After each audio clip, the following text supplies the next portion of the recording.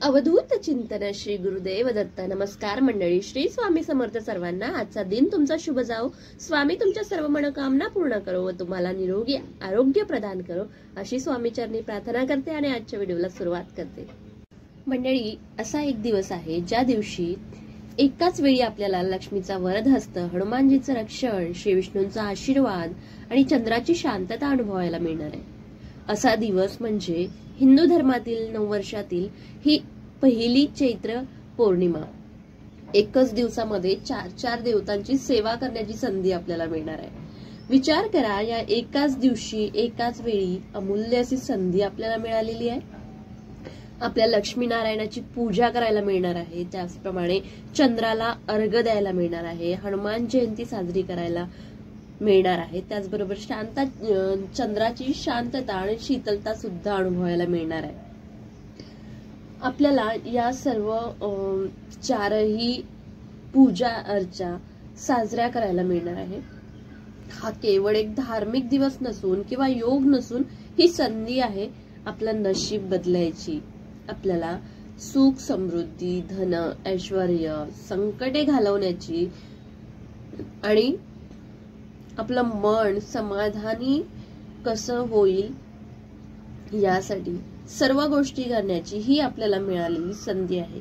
या दिवशी जे नियम, मंत्र, पूजाविधी पाळले जातात त्यामागे हजारो वर्षांची श्रद्धा आहे, शास्त्र शुद्ध परंपरा दडलेली आहे। चला तर अद्भुत अशी ही 4 योग जुळून आलेली चैत्र पौर्णिमा कशी साजरी करायची बघूयात आपण। पण तत्पूर्वी जर चॅनलवर नवीन असाल तर चॅनलला सबस्क्राईब जरूर करा, व्हिडिओला लाईक करा, शेअर करा, कॉमेंट करा आणि बघूयात की आपण श्री विष्णू लक्ष्मी यांचं पूजन कसं करायचं, हनुमान जयंती कशी साजरी करायची, कुठल्या उपाययोजना करायच्या, ते सगळं आज मी तुम्हाला एकाच व्हिडिओमध्ये सांगणार आहे। तर व्हिडिओ शेवटपर्यंत नक्की बघा। श्री स्वामी समर्थ सर्वांना। हिंदू नववर्षातील पहिली पौर्णिमा म्हणजे चैत्र पौर्णिमा, ज्यालाच चैत्र पूनम असे सुद्धा म्हणतात। मंडळी, या दिवशी चंद्र पूर्णत्वात आलेला असतो। धार्मिक दृष्टिकोनातून हा दिवस खूप खास आहे। हा दिवस श्री हरी विष्णू व माता लक्ष्मी यांचा पूजनाचा दिवस मानला जातो, तर दिवस त्यांच्या उपासनेसाठी हा दिवस खूप महत्वाचा मानलेला जातो आणि त्यांना समर्पित सुद्धा असतो। असेही मानले जाते की या दिवशी श्रद्धेने व भक्तिभावाने आराधना केल्यास जीवनात सुख, समाधान व ऐश्वर्य प्राप्त होते। चला तर मग बघूया चैत्र पौर्णिमेला पूजा कशी करायची। तर सगळ्यात आधी या दिवशी ब्रह्ममुहूर्तावर उठायचंय तुम्हाला। ब्रह्ममुहूर्त म्हणजे काय, तर सकाळी 3 ते 5 किंवा 5 ते 7 या वेळेमध्ये उठायचं, अंघोळ वगैरे करायची। अंघोळीच्या पाण्यामध्ये अंघोळ करताना गंगाजल टाकायचं किंवा तुमच्या आजूबाजू जीही कुठली पवित्र नदी असेल त्या नदीवर जाऊन अंघोळ करायचं। अंघोळीनंतर देवघरात गेल्यावर देवासमोर बसायचं, देवासमोर बसून 5 मिनिटं शांत फक्त बसून राहायचं।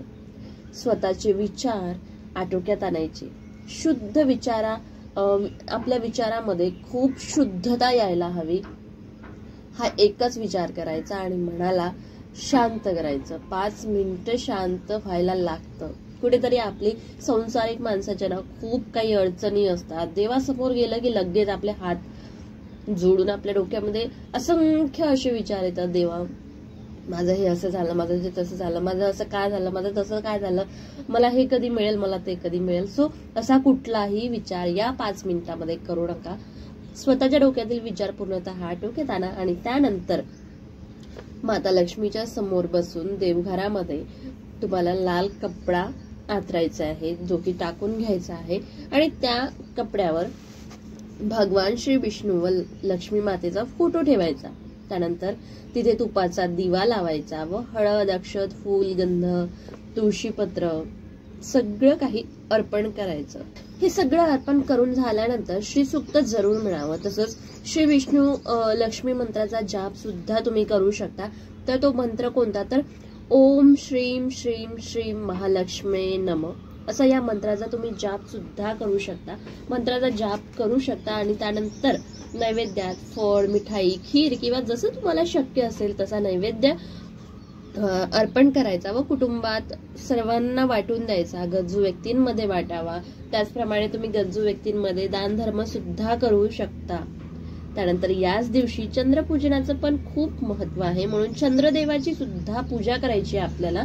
आणि पूजेमध्ये चंद्राला आपल्याला अर्घ जे म्हणतो ना आपण की रात्री चंद्र उगवल्यानंतर एका तांब्यामध्ये कच्चं दूध घ्यायचं व तांदूळ घ्यायचे, जे अख्खे तांदूळ असतात ते टाकायचे. आणि 11-11च्या याच्यात टाकले तुम्ही तरी चालेल. 11 सख्खे अख्खे जे म्हणतो ना आपण, सख्खे अख्खे नाही तर अख्खे जे तांदूळ असतात अखंड ज्याला म्हणतो आपण, ते टाकून अर्घ द्यावे.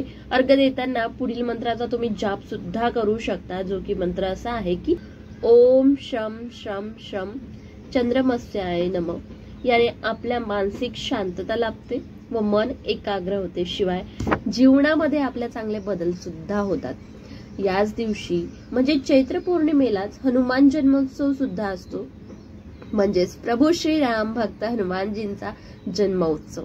विशेषतः जेव्हा हनुमान जन्मोत्सव शनिवारी किंवा मंगळवारी येत असतो, तेव्हा त्या दिवसाचे महत्व अनेक पटीने वाढून जातं. या दिवशी आपण पूजाविधी करावी, ते पण बघूया की कशी पूजाविधी करावी. या दिवशी आपण देवघरामध्ये किंवा हनुमान मंदिरामध्ये सजावट करू शकतात. त्यानंतर सुंदर कांडाचे पठण करू शकतात. हनुमान चालीसा, भजन, कीर्तन या सर्वांचं आयोजन करू शकता.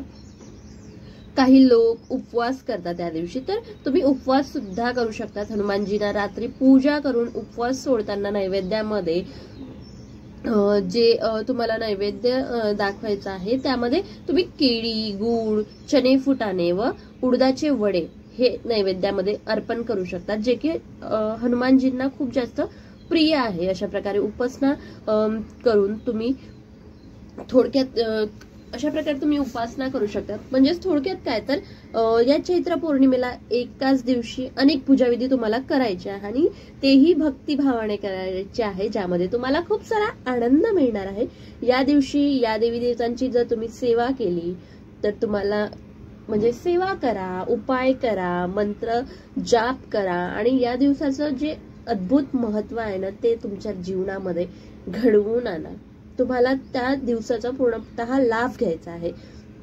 हा दिवस आपल्या आयुष्यात नक्कीच सुख समृद्धी आणि शांती घेऊन येईल अशी स्वामींचरणी प्रार्थना करते. श्री स्वामी समर्थ.